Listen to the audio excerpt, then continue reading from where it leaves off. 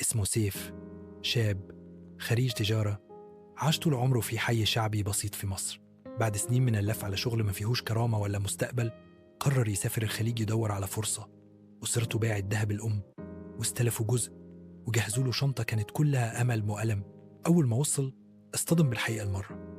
كان متخيل هيسكن في سكن كويس وهيشتغل شغل محترم وهيبدأ يحقق اللي كان نفسه فيه. لكن اللي قابله كان غير كده خالص. سكن في أوضة فيها 8 أشخاص، كل واحد سريره حتة خشب فوق التانية. التكييف بيطلع صوت زي هدير قطار، والأكل بالعافية، والشغل 12 ساعة في الشمس. عامل تحميل وتفريغ في مخزن كبير، بيشيل صناديق تقيلة لدرجة ظهره بقى يأن ودماغه تعبت من الصمت.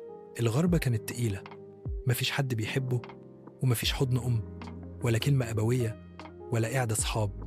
الشات مع أهله بقى مرة في الأسبوع، وساعات بيقطع بسبب الشغل أو التعب. كان كل ما يدخل الحمام يقعد ربع ساعة مش بيعمل حاجة، بس عايز مكان لوحده يعيط فيه.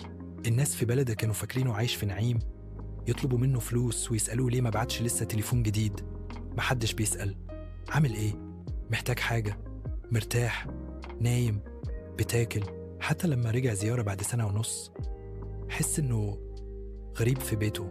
أخوه لبس هدومه الجديدة، بنته خاله ما سلمتش عليه كويس عشان مسافر ومشغول، وأمه فضل تقوله أنت اتغيرت، وهو مش عارف يقولها إنه مات كل يوم هناك وراجع بجثة واقفة على رجليها بالعافية. رجع البلد بإجازة، بس لقى نفسه مشتاق للغربة رغم قسوتها، لأنه بقى مش عارف ينتمي هنا ولا هناك. هناك غريب وهنا غريب أكتر.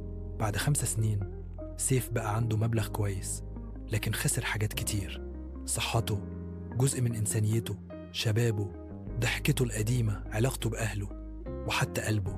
كل ده عشان حلم وأمل ومجتمع بيقيس الإنسان بفلوسه مش بتعبه.